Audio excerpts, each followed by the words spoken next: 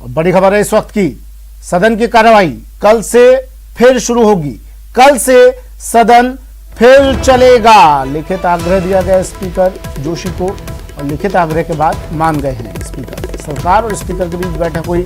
सरकार ने लिखित में आग्रह किया। आग्रह पर विधानसभा ने सहमति जताई। कल सुबह 11 बजे अब ये बैठक होगी। 17 और 18 सितंबर को विधानसभा सत्र होगा। दोनों दिन सदन की कार्रवाई चलेगी। स्पीकर जोशी बोले कि सरकार के आग्रह के बाद ये निर्णय लिया है। अगले 2 दिन में 2 अहम बिल पास सरकार करेगी। कर्ज लेने की सीमा बढ़ाने का महत्वपूर्ण बिल सदन में आएगा। एप्रिएशन बिल भी सरकार को पारित करवाना है। स्पीकर जोशी ने कल अनिश्चितकाल के लिए सदन की कार्रवाई को स्थगित कर दिया था।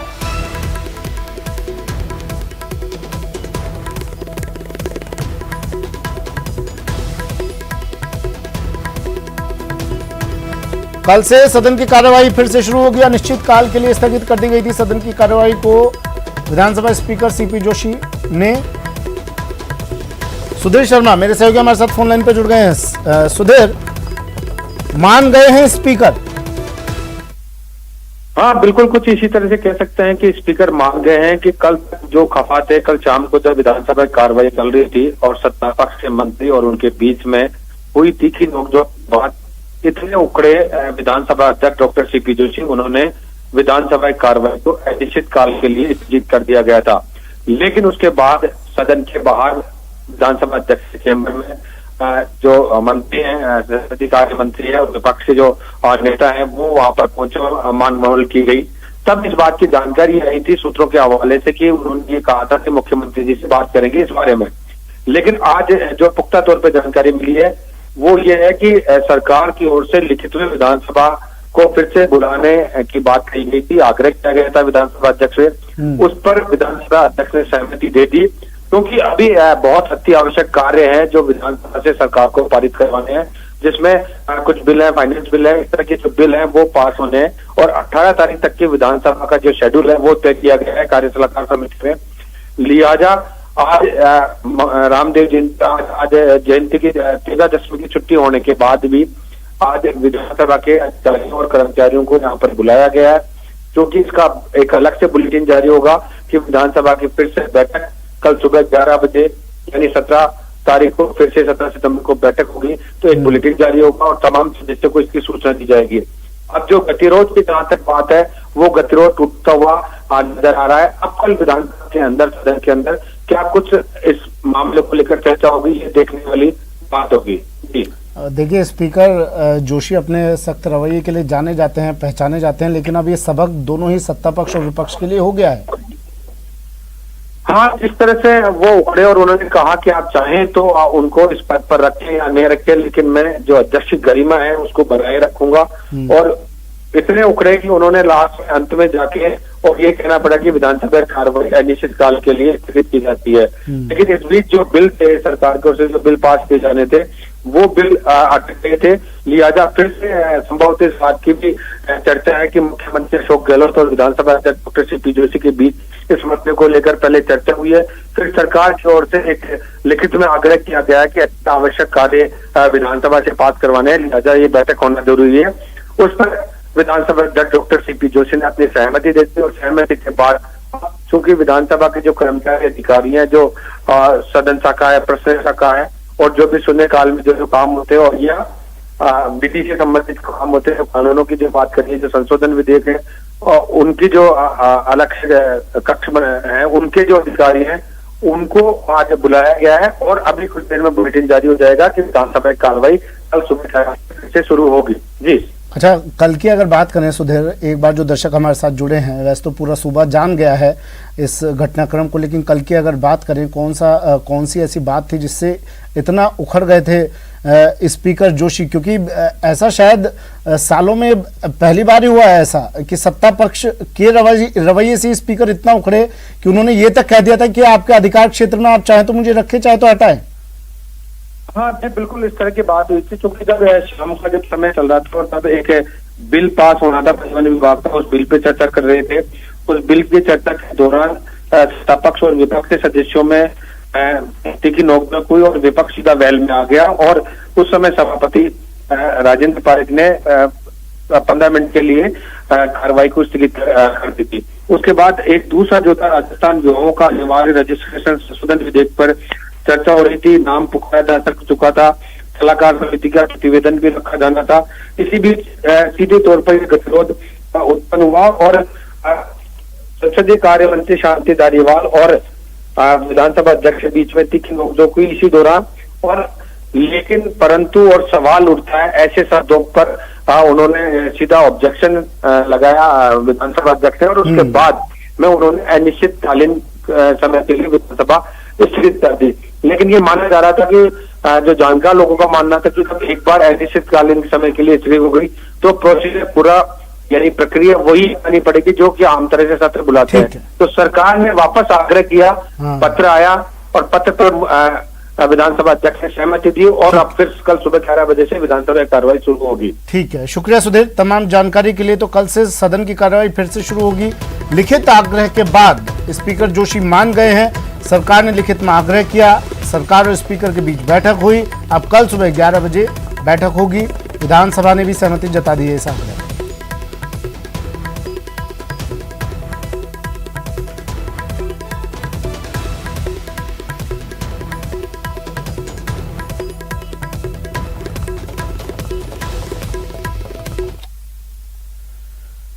चलिए अब सीधा लिए चलते हैं। प्रेस क्लब में एक संगोष्ठी का आयोजन हो रहा है, स्पीकर जोशी बोल रहे हैं।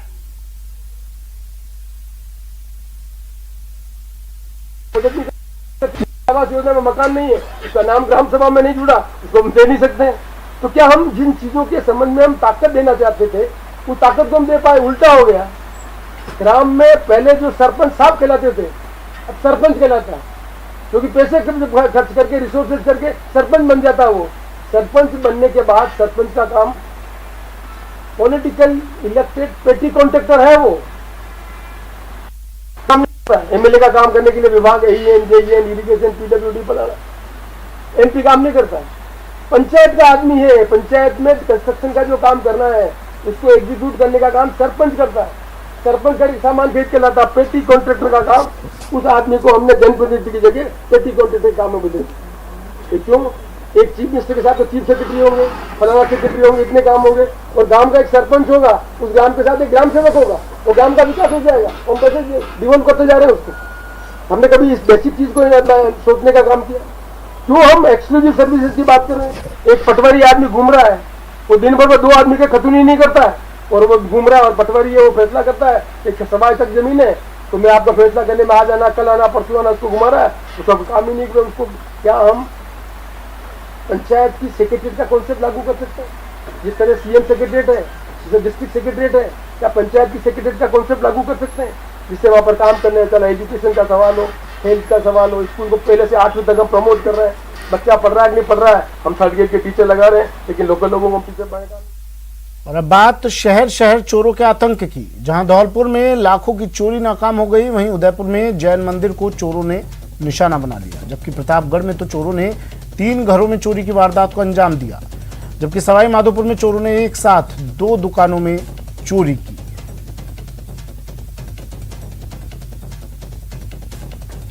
खबर धौलपुर से बड़ी खबर है, जहां लाखों की चोरी नाकाम हो गई। चोरी करते हुए एक बच्चे को पकड़ा है। डिग्गी से पैसे निकाल रहा था बच्चा।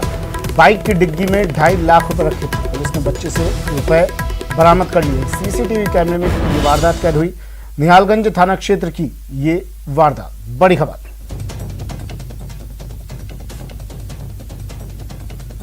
धौलपुर से बड़ी खबर है, चोरी की एक बड़ी वारदात को होते होते टल गई है। बड़ी वारदात चोरी की। धौलपुर में एक बच्चे को पकड़ा है, लाखों की चोरी नाकाम। चोरी करते हुए एक बच्चे को पकड़ा है और सीसीटीवी में ये वारदात कैद हो गई है। पुलिस ने बच्चे से रुपए भी बरामद कर लिए हैं। निहालगंज थाना क्षेत्र की ये पूरी वारदात।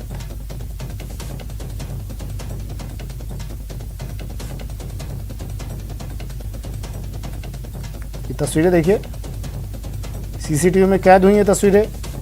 एक बच्चे को पकड़ा है, बाइक की डिग्गी में रखे पैसे चुराते हुए। 2.5 लाख के करीब बाइक की डिग्गी में पैसे रखे थे और पुलिस ने ये पैसे बरामद कर लिए हैं और बड़ी वारदात को होने से रोक दिया। ये बच्चा बाइक की डिग्गी में रखे 2.5 लाख रुपए निकाल रहा था और सीसीटीवी में कैद हो गया। पुलिस ने बच्चे से रुपए बरामद कर लिए हैं। हरिवीर मेरे सहयोगी धौलपुर से हमारे साथ फोन लाइन पर जुड़ गए हैं। हरिवीर, क्या ये पूरा मामला क्या है? बच्चा कौन था ये?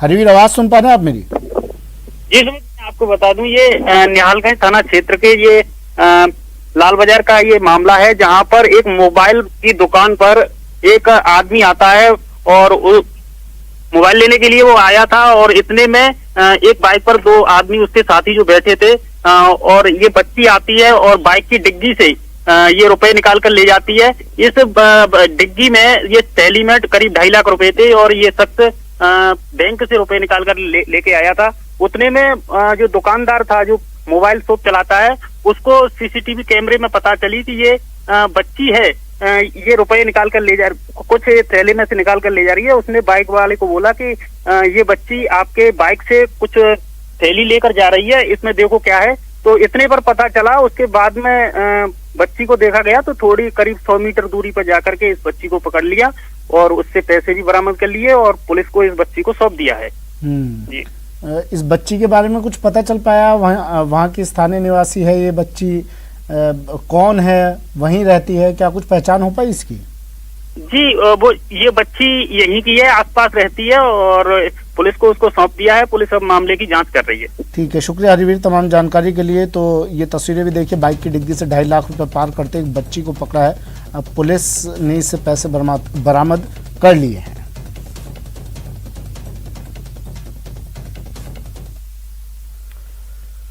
खबर उदयपुर से है। उदयपुर जिले के कानोड़ क्षेत्र के लूणदा कस्बे में चोरों ने जैन मंदिर को निशाना बनाया। मंदिर के मुख्य द्वार पर लगे चैनल गेट के 2 ताले तोड़कर 3 बदमाश अंदर घुसे और 50,000 की नकदी सहित करीब 700 ग्राम चांदी का छत्र चोरी कर ले गए। इस दौरान बदमाशों ने चालाकी दिखाते हुए 3 सीसीटीवी कैमरे भी तोड़ दिए। हालांकि चोरी का यह पूरा वाकया दूसरे कैमरों में कैद हो गया। जानकारी के अनुसार लूणदा के पंचायती दिगंबर जैन मंदिर में मुख्य द्वार के चैनल गेट पर लगे तालों को 3 बदमाशों ने तोड़ा। इसके बाद उनकी नजर वहां लगे सीसीटीवी कैमरे पर पड़ी तो कैमरे के तारों को खींचकर तोड़ दिया। अंदर जाते समय उन्हें एक और कैमरा दिखाई दिया तो उस पर भी कपड़ा डाल दिया। हालांकि कोने में लगे 2 कैमरों पर बदमाशों की नजर नहीं पड़ी। इससे पूरी वारदात रिकॉर्ड हो गई।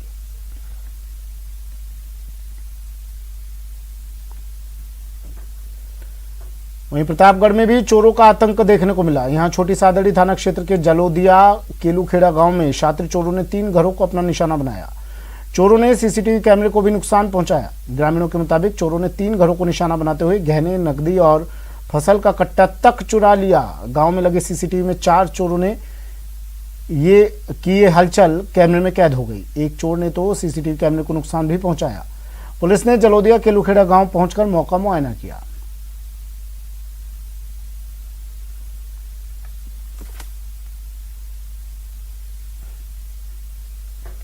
सवाई माधोपुर में चोरी की वारदातों से लोग परेशान हैं। यहां गंगापुर सिटी कस्बे में कोतवाली के पास एक साथ 2 दुकानों में चोरी हो गई।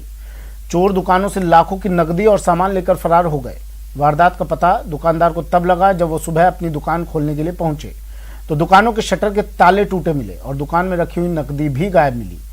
आए दिन चोरी की वारदातों से इलाके के लोगों में पुलिस के खिलाफ भारी रोष है।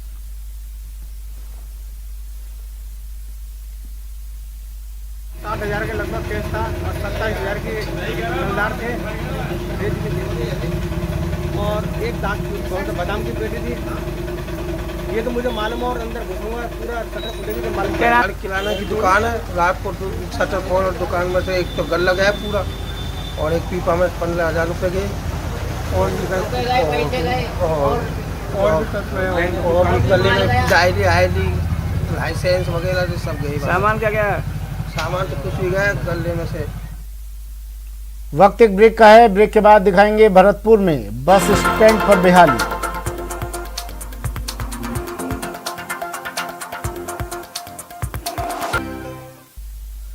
ब्रेक के बाद स्वागत है आपका बढ़ते अगली खबर की ओर। खबर भरतपुर से। भरतपुर में आरपीएससी की ओर से कराई जा रही सब इंस्पेक्टर और प्लाटून कमांडर की परीक्षा के आखिरी दिन बस स्टैंड पर जमकर भीड़ देखी गई। शाम के वक्त परीक्षा खत्म होने के बाद हजारों परीक्षार्थी बस स्टैंड पर बसों का इंतजार करते नजर आए और अपनी जान जोखिम में डालकर बसों में लटकते नजर आए। अपनी मंजिल तक पहुंचने के लिए कई परीक्षार्थी खतरा उठाते हुए भी नजर आए। कुछ परीक्षार्थी शाम को ही अपने गंतव्य तक पहुंचे तो कुछ परीक्षार्थियों को बस ना मिलने पर सुबह का इंतजार करते रहे।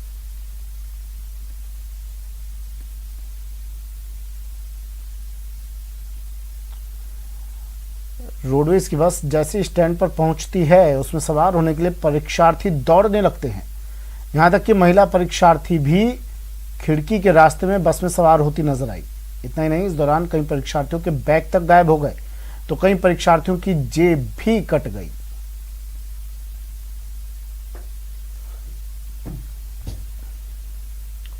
और बात भरतपुर से आई खबर की, जहां गाली देने पर इस कदर कहर बरपा कि नौबत आग लगाने तक पहुंच गई। दरअसल पूरा ये मामला भरतपुर के मोरी चार बाग का है, जहां एक युवक ने घर में आग लगा दी। जिस घर में आग लगाई वहां बच्चे समेत 8 लोग अंदर सो रहे थे। जैसे ही उन्हें आग लगने की भनक लगी, शोर मचाया और स्थानीय लोगों की मदद से आग पर काबू पाया गया। आग लगाने वाला युवक मौके से फरार हो गया। बता दें कि देर रात करीब 11 बजे कुछ लोगों में आपस में झगड़ा हुआ था, जिसके बाद आसपास मौजूद लोगों ने वहां गाली दे रहे युवक को रोका और उसे डांट कर भगा दिया। इसके बाद वो धमकी देकर गया कि मैं मोहल्ले को शमशान बना दूंगा और रात करीब 3 बजे पहुंचा और मोहल्ले में स्थित अजीज कुरैशी के घर में आग लगा दी। फिलहाल पीड़ित ने मथुरा गेट थाने में मामला दर्ज करवाया है। आग में पीड़ित अजीज कुरैशी का सामान जलकर खाक हो गया। घटना के बाद अब मथुरा गेट थाना पुलिस ने मामला दर्ज कर जांच शुरू कर दी है।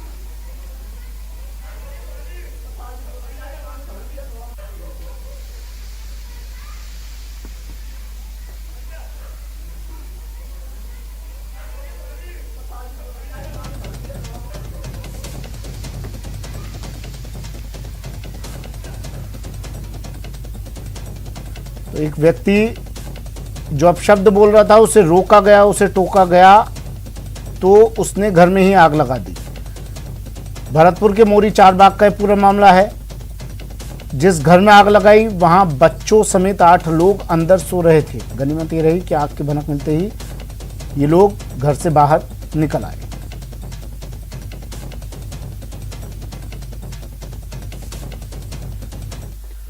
राजसमंद में महिलाओं के बीच महाभारत देखने को मिली। यहां घुमंतु समाज की महिलाएं आपस में भिड़ गईं और एक दूसरे को जमकर पीटा, जिसकी वजह से मौके पर तमाशबीनों की भारी भीड़ लग गई। बता दें कि यहां आए दिन घुमंतु समाज की महिलाएं आपस में लड़ाई करती रहती हैं। ऐसे में सवाल यही उठता है कि आखिर कब जिम्मेदार अधिकारी इस और ध्यान देंगे।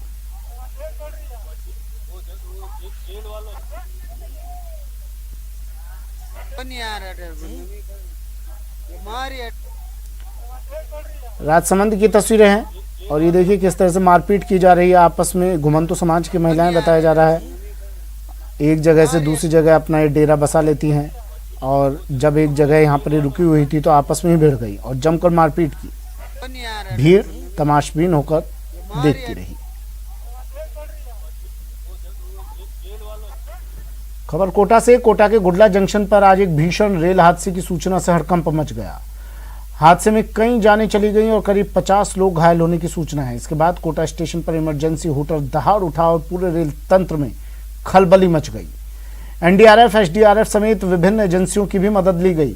असल में एक मॉक ड्रिल था। इस मॉक ड्रिल की ग्राउंड रिपोर्ट भेजी है संवाददाता ओम प्रकाश मारू ने। गुडला स्टेशन पर हड़कंप मचा हुआ है। आप देख सकते हैं तस्वीरों में कि ट्रेन हादसा यहाँ हुआ है। एक ट्रेन दूसरी ट्रेन पे चढ़ गई है। 2 ट्रेनों की टक्कर का ये दृश्य है।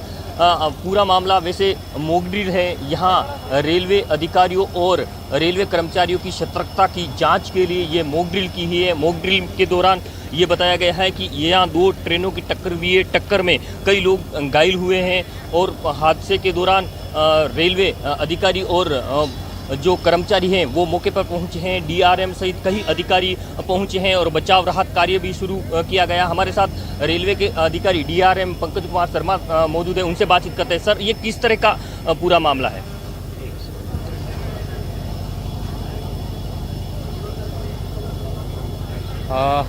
ये एक ट्रेन है रतलाम से जयपुर 09640। इसका ड्रिलमेंट हुआ है और इसमें जो इंजन से 5th और 6th कोच है जनरल सिटिंग क्लास वो डिरेल हुए हैं। कैप्साइज हुए हैं, एक के ऊपर एक चढ़ गए हैं और ये आशंका है कि 50 से अधिक लोग घायल हैं या कैजुअल्टी हैं। तो इसमें रेलवे की एक्सीडेंट रिलीफ ट्रेन्स कोटा और गंगापुर की accident relief medical van, national disaster response force और स्टेट डिज़ास्टर रिस्पांस फोर्स, इनकी भी सहायता मांगी गई है। सिविल एडमिनिस्ट्रेशन, सिविल डिफेंस, ये और जो बाकी वॉलंटरी ऑर्गेनाइजेशंस हैं वो भी हेल्प कर रहे हैं और ये हमारा प्रयास है कि जो लोग इसमें ट्रैप्ड हैं, घायल हैं, इनको जल्दी से जल्दी रेस्क्यू करके और उनको मेडिकल अटेंशन प्रोवाइड। सर क्या उद्देश्य है इनका सतर्कता की जांच के लिए किया जाता है? ये एक सतत एक प्रक्रिया रहती है। साल में एक बार हमें ये नेशनल NDRF के साथ मिल के मॉक ड्रिल करनी होती है कि भाई कैसी तैयारी है और कैसा रिस्पांस टाइम रहता है, कितनी जल्दी हम लोग इसमें रिएक्ट कर पाते हैं। ये इसकी जांच के लिए रहती है, तैयारी के लिए रहती है और डिफरेंट एजेंसी के बीच में परफेक्ट कोऑर्डिनेशन हो, इसके लिए एक्सरसाइज की जाती है। तो आप देख सकते हैं ये पूरी तरह से मॉक ड्रिल है। दो ट्रेनों के आपस में टक्कर होने का ये मॉक ड्रिल दृश्य यहाँ फिल्माया जा रहा है। हालांकि जब दो ट्रेनों की टक्कर की सूचना यहाँ मिली तो पूरे इलाके में हड़कंप मच गया था, लेकिन बाद में मॉक ड्रिल की बात सामने आने के बाद सभी ने राहत की सांस ली है। यहाँ आप देख सकते हैं इस सीन में बचाव राहत कार्य शुरू कर दिया गया है। घायलों को यहाँ ट्रेन से बाहर लाया जा रहा है। आज विश्व ओजोन संरक्षण दिवस है। CFC गैस से ओजोन परत को होने वाले नुकसान को रोकने के लिए करीब 35 साल से ओजोन संरक्षण दिवस मनाया जा रहा है। ओजोन परत क्यों है जरूरी, देखिए अरबाज अहमद की ये खास रिपोर्ट।